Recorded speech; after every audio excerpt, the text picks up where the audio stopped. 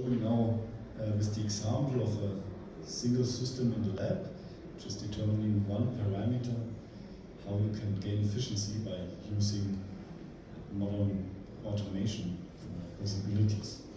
However, if you take one step back and look at the whole lab, we often face a whole slew of different instruments which are often not really integrated into an IT environment and which are basically building data silos.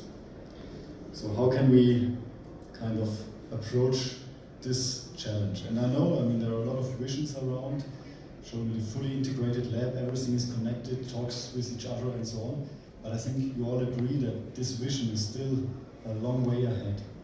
And everybody who has already worked on such integration projects has probably also made the same experience as I did from accompanying these projects. That the more ambitious such projects are, the higher is the risk of failure. Because these projects become huge, especially if you talk about regulated customers, which also need validation of the whole processes, of the whole computer system, architecture, of the documentation, of the traceability, etc. So I would strongly